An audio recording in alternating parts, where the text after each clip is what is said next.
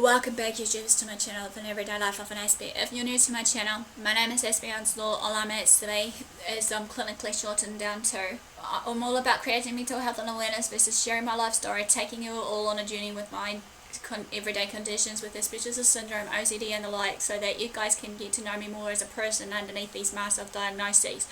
And also, I'm hoping to be a mental advocate for you all, basically, when you guys are struggling with any everyday given of whatever it may be, basically, that you can actually, pick up some tips and advice along the way with me, or just some purely wisdom or based on my life experiences of what I can give you right now that may be close to my heart with these everyday struggles you're going through, regardless of what it is. Maybe a breakup, through relationship problems, versus just every other personal struggles that people go through.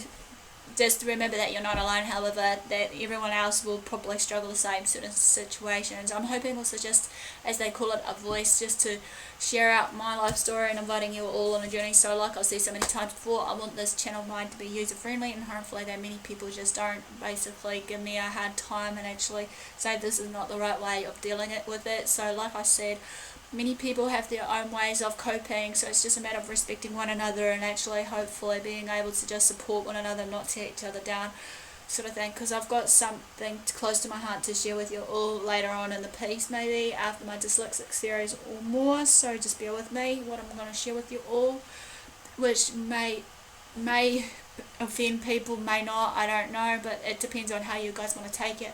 So without further ado, as you guys know, I'm doing all about the learning disabilities, the different types, which is the ADD, ADHD and dyslexia, and the last one is the dyslexic series, and hopefully, but then again, like I said, I missed some in the ADHD series, so those ones are going to be tidied up before I go on to my new topics, hopefully once I settle in to the new place. But in all further ado, basically guys, this one's all about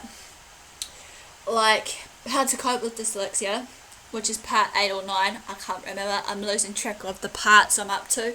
This is method 3, basically studying on completing tasks. So for the guys, hopefully we'll learn something along the way. So let's begin this. As we know, basically everyone has their own way of coping with dyslexia, and that's, every step of the way it's good just to learn from each other, and hopefully maybe if I miss anything, feel free to comment below when I'm finished.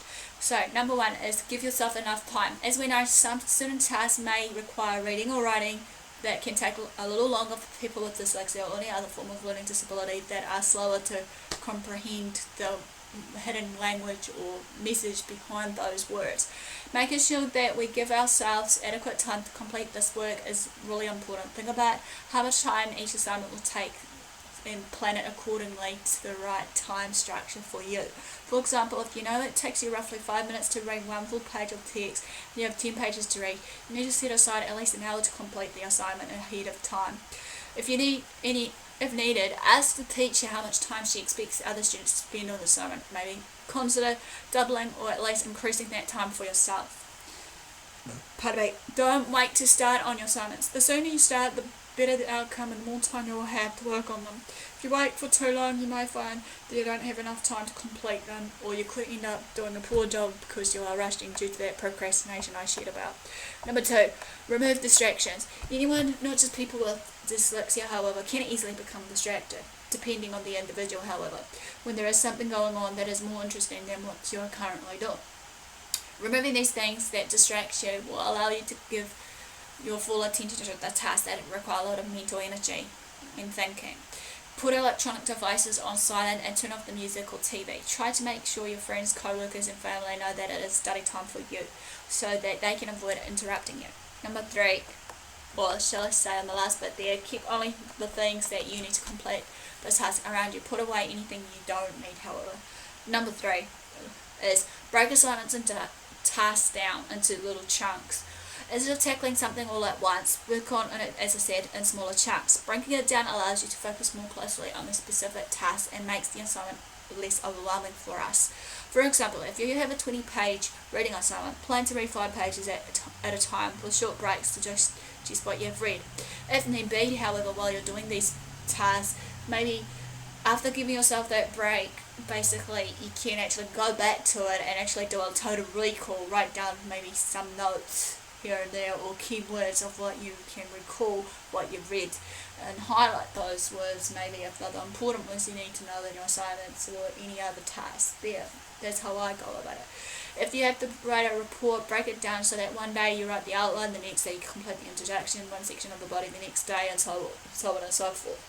This is how I do about writing my reports. Basically, I just do it into little chunks or any other given assignment. Sometimes with some assignments, before I start, sometimes I'll ask, even though in the past when I've been doing it through intermediate to high school to uni, polytech, basically I'll ask the teachers what they expect me to have, even though it's a learning outcome. If there's anything I'm a bit unsure of, make sure that maybe they can do a better clarification or explanation on that given topic. Highlight the keywords I said in the assignment, and maybe put some synonyms, acronyms, or what have you that match fit to those words that are highlighted, and do little diagrams or break off into similar keywords that matches to that word, and hopefully go from there. So number 4, take frequent breaks.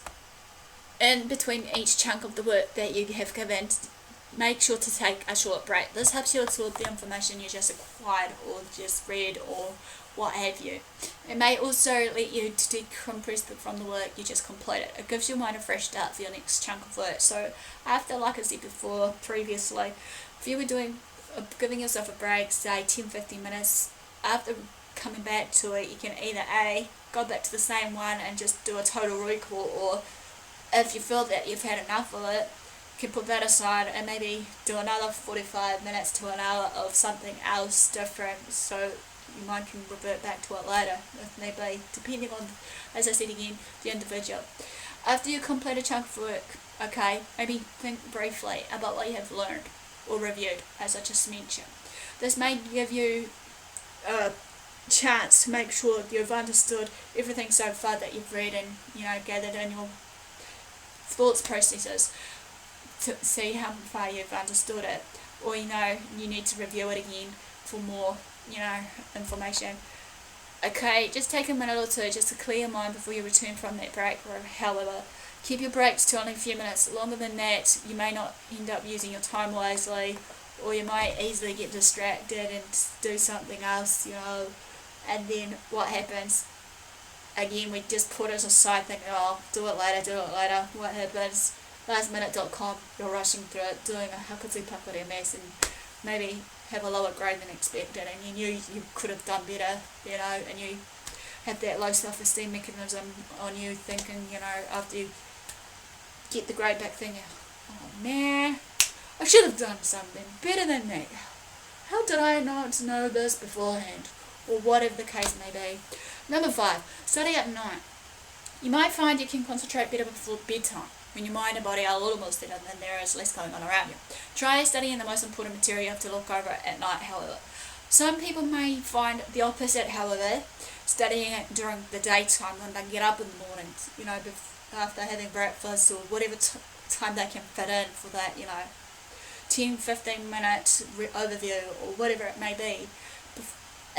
Maybe some may also, when they're studying during the day, what I find sometimes, if there's not much distraction on the buses that I usually ride on these 3 buses where I am at, I'll either A, if I've got them tape recorded on my notes beforehand, I'll plug it in to my earphones and just sit there and take notes if need be, or whatever the case is, just for catch-up purposes and that too. Okay, number 6, don't do more than necessary. Taking on more than you need to can increase the amount of work you feel is needed, right? Which increases the amount of time you'll need to complete the assignment. Also, introduce more that your brain has to focus on and organise into a little package. Some people may find that way it's going to be really overwhelming. This doesn't mean that you'll become an underachiever, however. It just means you don't need to make the task harder or more difficult than it is necessarily required for you to do so.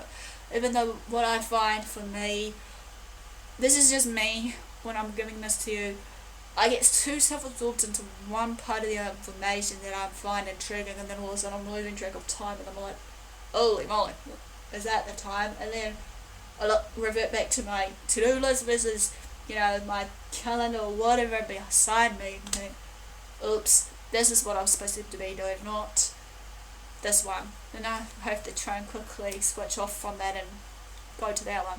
For example, if you have to write a report about Plato, don't turn it into a study all of Greco-Roman antiquity. Number 7, last but not least, explore options to use your other strengths that you may have. When possible, incorporate your other talents that you have into your work. This can reduce the amount of reading and writing you have to do. Use your artistic side of your talents if you have any, public speaking skills, music ability, etc. to make the assignment a bit easier and a bit fun for you. If you're a student, okay, bear with me on this, talk with your teacher about modifying your assignments so that you can draw on the strengths other than reading and writing. For example, here, can you make a poster, comic book, diorama, video, or model to show that you are actually, knowing what you're doing? Because as I said before, to accommodate people that are visual learners, tactile learners and all that, and bring it in somehow into that capability.